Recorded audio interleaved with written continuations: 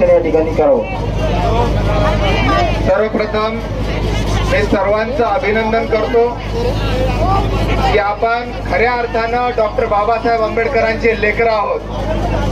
Doctor Babasaheb आंबेडकरांनी आपल्याला जो संदेश दिला होता, शिकाचे घरं तोडणं चालू आहे, अत्याचार सुरू आहे, 5200 घरं पाडली गेली, परंतु कोणीही रस्त्यावर आलं नाही। सर्वात अगोदर आपण सगळे रस्त्यावर आलो, त्याबद्दल तुमच्या सगळ्यांचं अभिनंदन करतो, तुम्हाला सगळ्यांना जय भीम करतो।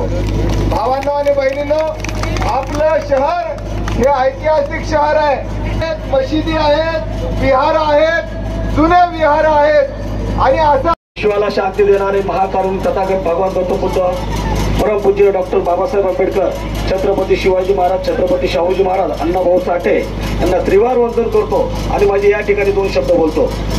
या ठिकाणी जय श्रीकांतनं ज्यावेळेस हर्सुल या ठिकाणी अतिक्रमणाचा सगळ्यात पहिला हातोडा चालवला, त्या ठिकाणी कोणत्याही प्रकारचा मोर्चा निघाला नाही आणि त्या ठिकाणी कोणत्याही प्रकारचा आक्रोश निघाला नाही, म्हणून जय श्रीकांतची या ठिकाणी औरंगाबाद शहरामध्ये ताकद वाढली आणि ताकद वाढल्यानंतर जर दुसरा हातोडा जर पडला असेल तर तो संजय नगर मुकुंदवाडी या ठिकाणी पडला। ज्या टायमाला संजय नगर मुकुंदवाडी या ठिकाणी अतिक्रमणाचा हातोडा पडल्या क्षणी मला बातमी कळता क्षणी मी खासदार इम्तियाज जलील साहेबांना कळवलं का साहेब आज माझ्या दलित बांधवांच्या घरावरती हातोडा पडला। जलील साहेब त्या टायमाला मुंबईला होते, त्याने मला मेसेज टाकला आय एम कम बॅक। ते ताबडतोब त्या ठिकाणी आले आणि त्याने सांगितलं, त्या ठिकाणी राज्यपालांची गाडी होती, त्या ठिकाणी ती गाडी अडवली आणि पुऱ्या मीडियावरती ती खबर एकदम जोरामध्ये पेटली। मला एक सांगायचं, जो खासदार औरंगाबाद शहराचा विकास करत होता, त्या विकासाला जर कोणी थांबायचं काम केलं असेल तर हे भारतीय जनता पार्टी आणि शिंदे गटाने या ठिकाणी थांबायचं काम केलेलं आहे। म्हणून तुम्हाला सांगायचं का या ठिकाणी औरंगाबाद शहराचा जर तुम्हाला आम्हाला जर खरं विकास करायचा असेल तर जलील साहेबांनी संसदेमध्ये एक मुद्दा मांडला होता, तुमच्या लक्षात नसेल, तुम्ही जरा ध्यानात ठेवा, त्यांच्या युट्यूब वरती जा तुम्ही आणि तो मुद्दा ऐकून घ्या। त्याने सांगितलं होतं कॅमेरा चौक पासून तर वाळूज पंढरपूर पर्यंत एक ब्रिज बनला पाहिजे। त्या ठिकाणी डॉक्टर भागवत कराड यांनी सगळ्यात पहिला त्यांना विरोध केला आणि विरोध करून सांगितलं का हा ब्रिज हा जलील साहेबांच्या नावानुसार हा ब्रिज तयार होईल, म्हणून त्या ठिकाणी त्यानं श्रेय घेण्यासाठी तो ब्रिज कॅन्सल केला, नाही तर तो ब्रिज जर बनला असता तर आमचे घर त्या ठिकाणी गेले नसते। आमची त्या ठिकाणी संजय नगर ठिकाणी एक अस्मिताची कमान होती, त्या ठिकाणी डॉक्टर बाबासाहेब आंबेडकर नाव हे संजय नगरला दिलेलं होतं आणि ज्या कमानीला 16 वर्षाचा संघर्ष लागला, नामांतराच्या लढामध्ये ती टाईपची कमान त्या ठिकाणी संजय नगर मध्ये बनली आणि ज्या गोष्टीला डॉक्टर बाबासाहेब आंबेडकर विद्यापीठाला 16 वर्षे नाव घेण्यासाठी लागले, ती कमान एका मिनिटामध्ये त्याने तोडून टाकली। त्या ठिकाणी एक माझा बांधव त्या ठिकाणी पळत गेला आणि त्या कमानीच्या ठिकाणी थांबायचं काम केलं, त्या ठिकाणी पोलीस प्रशासनाने त्याला 3ऱ्या हुकमापर्यंत बजाडलं। अरे बाबांनो, तुमची दादागिरी कुठपर्यंत सहन करायची, कुठपर्यंत सहन करायची, आतापर्यंत आम्ही सहन केली, इथून पुढे आम्ही ती दादागिरी सहन करून घेणार नाही। म्हणून तुम्हाला मी सांगत असतो, आपल्याला संविधानाच्या हक्कानुसार आपल्याला लढायचंय। श्रीकांत कोणी कुठून लागून आलेला नाहीये, तोही कायद्याचं एक पुस्तक वाचून तो सुद्धा अधिकारी बनलेला आहे, तुमच्या आमच्यामध्ये सुद्धा अधिकारी बनलेले आहे आणि त्या अधिकाऱ्यांना सुद्धा एकजुटीनं आपण काम करायला पाहिजे।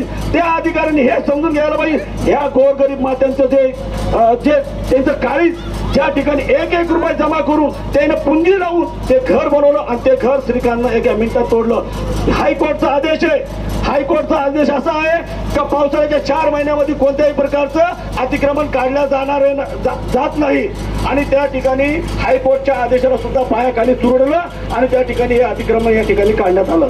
म्हणून मला सांगायचं, कायद्यापेक्षा जर मोठा श्रीकांत झाला असेल तर त्याला या औरंगाबाद शहरातून जायलाच पाहिजे। असा गुंड प्रवृत्तीचा असा हा व्यक्ती या ठिकाणी राहायला नाही पाहिजे आणि जर अशा पद्धतीचा व्यक्ती या ठिकाणी जर राहत असेल तर त्याला एक दिवस भीम टोला दाखवल्याशिवाय राहायचं नाही। तुम्हाला मला सांगायची गरज नाही तुम्हाला कोणता टोला द्यायचा आहे, हे तुम्हाला माहित आहे काय करायचंय। आता मी फक्त बोलण्यामध्ये सांगतो, तुम्हाला काय करायचं तुम्ही सांगून दिलेलं मी तुम्हाला काय करायचं तुम्ही करून घ्या। जय भीम, जय भारत, जय हिंद।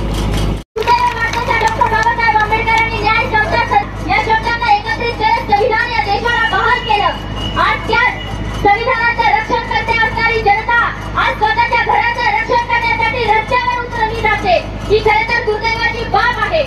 माझं एक सांगणं आहे, छत्रपती संभाजीनगर मधल्या आजी माजी सर्व त्या नेत्यांना, ज्या गोरगरीब जनतेने तुम्हाला गल्लीपासून ते दिल्लीपर्यंत